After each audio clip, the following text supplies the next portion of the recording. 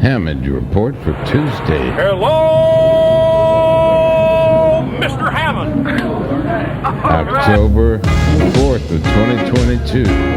Thank you very much, Lord Lindsay Young. Backbeat Productions presents The Jon Hammond Show. And now, here he is, your host, the star of the show, Jon Hammond. Thank you very much. Thank you very much. Crank up This is the gonna audio. blow your mind. Want to crank up the Back audio. and relax. In memory of Al Jazzbeaux All right. Collins, We got a real Cynthia cool show Tornquist, for you this evening. CNN, Recently we attended the a Horn party and Hardart given by Jon Al match. Jazzbeaux Collins. Here we go now. Who's been broadcasting from a secret location known as the Purple Grotto since 1950. And he painted the manhole cover that is the entrance to the Purple Grotto. And here we are with exclusive coverage of the event. Backbeat Productions was on the scene. So let's go right to it, shall we? Jon Hammond reporting from 42nd Street.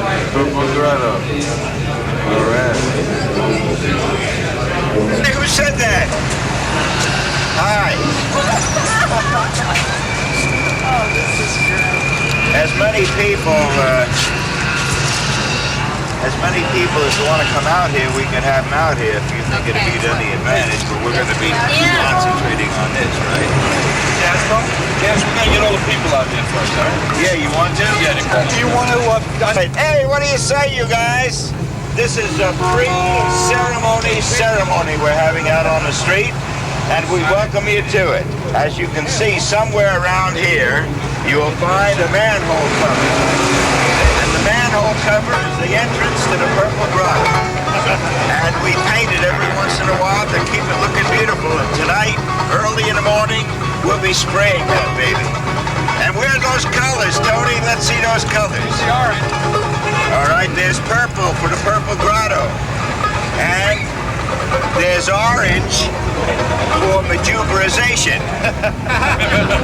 Now, to get majuberized, all you got to do is raise your left hand, everybody. And repeat after me. I don't got to show you. I don't got to show you. No stinking badges. No stinking badges. We'll do some television right now. So we're just sitting. We're gonna do this on the air, though, too? Right now, yeah. Cynthia Right now, we're gonna Tornquist do is the whole about to thing, get just the way it's coming down. majuberized on WMEW Steve, and am I all CNN set? Radio and Camera TV 22. Hey, bud. already. How you? There we go. I heard myself talk that time. I stopped because that was a familiar voice. It startled me. I need a pencil. Lend me a pencil. How about a Mont Blanc pen? Oh, it's a two-part. Wait a minute, let me write. You're going on a launch.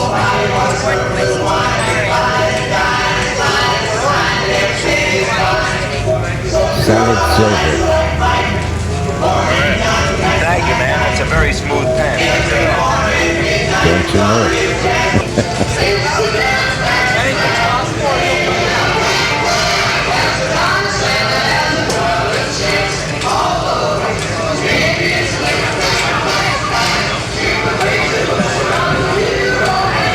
Make a little bit of, TV out there. Smart for me. Because it's what we're doing. I'm not acting. Hey, Andy. Come on over here with your violin. Cynthia Tornquist from Thanks, John. Good evening, and welcome to the Automat.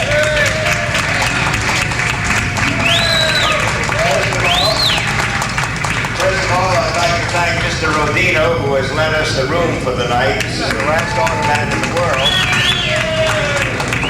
And I want to thank the engineers for a great job of coordinating everything all night long. The sound men, the electricians, and everybody else. I'm putting the end of the program at the beginning because I don't want anybody to forget about what a great job they've done. The sound system in here for a glass and marble palace is unbelievable. It sounds great. And another thing is CNN, the network that brings you all kinds of great things for your eyeballs to look at and hear, are just winding up an appearance of an early visit to see what's going on early, and we're here with Cynthia Tornquist. Well, tell us about what we're going to find out this evening about the painting of the manhole cover. Well, first of all, the manhole cover at the corner of 42nd and 3rd has been there for a long time, maybe 40, 50 years, and we had a brand new one installed for us because that's the entrance to the grotto, which is 3.5 stories down. And people walk over it, millions of people a year walk over it, so we got some purple and orange paint. And purple is for the grotto, and orange is for juberosity, because once you're juberized, you are then entitled to get the second best feeling in the world. See?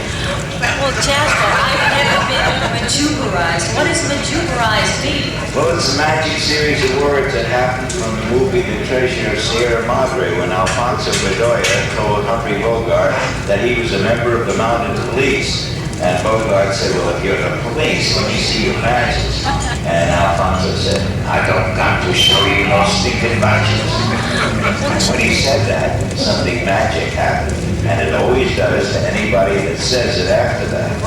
Well, I've never been down to the Purple Grotto. What's down there? What do you do in the Purple Grotto? Well, I play mostly music. I have some caves down there. The main cave room is as big as this hall right here now. And we've got stalagmites coming down from the ceiling, stalagmites growing up, and we've got a bottomless pit which is filled with liquid that we've never been able to analyze. It may be good for something really great, maybe a cure for something, I don't know.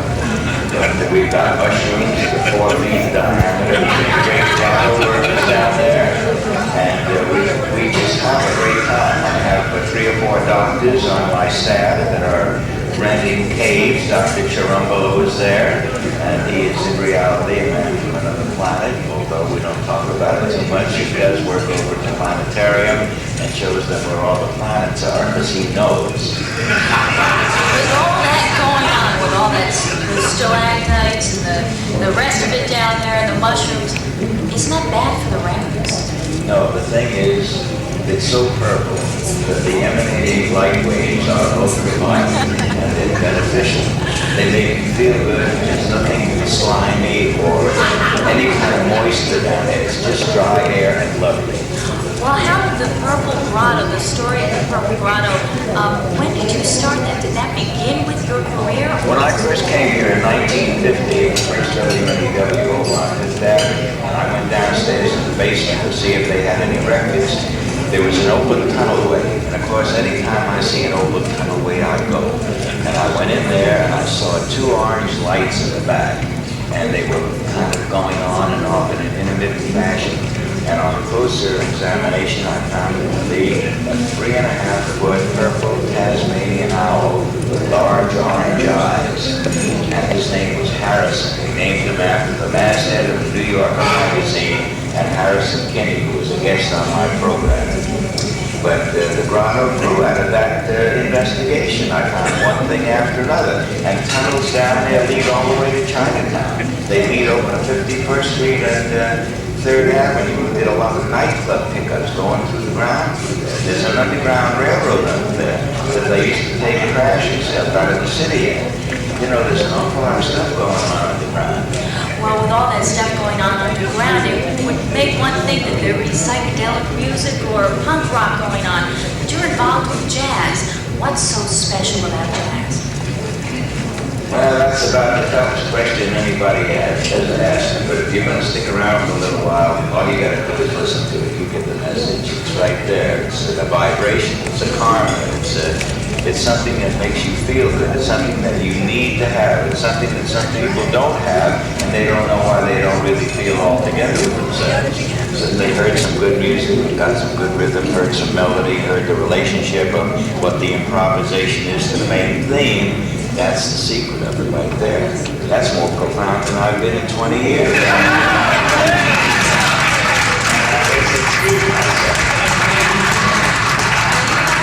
Listeners here, but what kind of people stay up at 1 o'clock in the morning until about 5 o'clock in the morning listening to Jazzbeaux? Well, the thing of it is, the amount of people that stay up during the night are pretty much the same amount that stay up during the day. And they're all the same kind of people, they're just on a different schedule, and you don't see them as well at night because it's not that bright.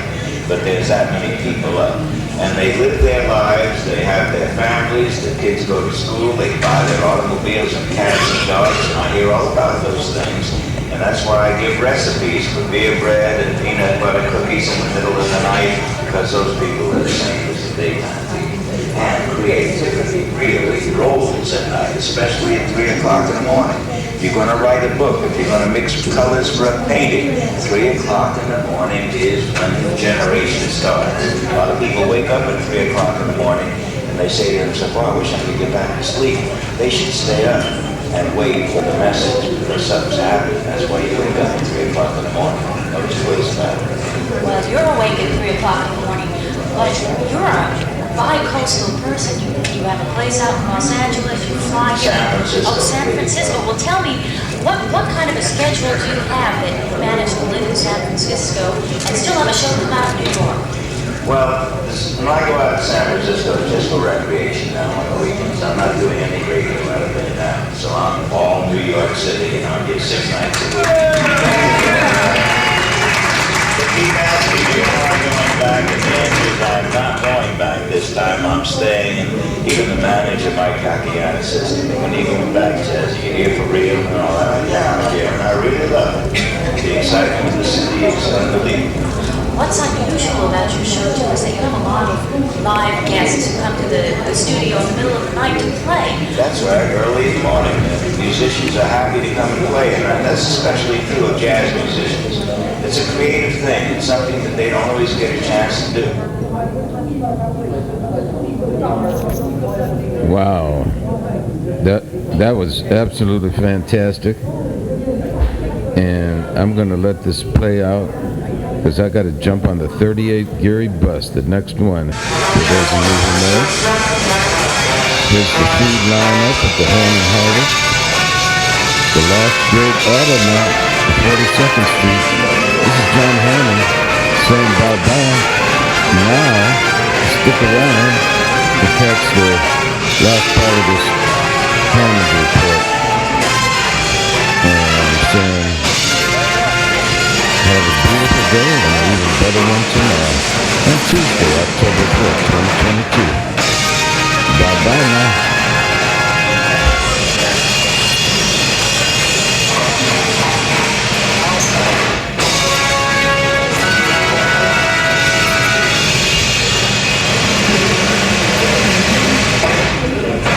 And just how are we going to do this? Now, who's in charge of doing this? It better be purple. Hey, what happened to the purple? Tony. Better be purple, Jen. Well, where's Tony? Get it on your shoe. Better be blue. All right, listen. As far as I'm concerned, we work with what we have to work with, right? And this is what we're going to do. So we're going to put this down right, let's see. We'll put this down right there. And I suggest that we tape this down tight. Boy, this is it, folks. If you're listening on the air, we're looking down at the sidewalk. There's some orange paint down there. And has anybody got any tape? Where is everybody? Got some of my cab here. Inside. Well, wait a minute. We're going to wait for a little bit of tape. And what is that? Is that the purple? The orange. The entrance to the good right over here. Well, you know, this is going to be, actually, this is going to be like taking the first shovel full of dirt in excavation. What we're going to have to do, we'll come by and manicure this baby in our own time and in our own way, because, you know,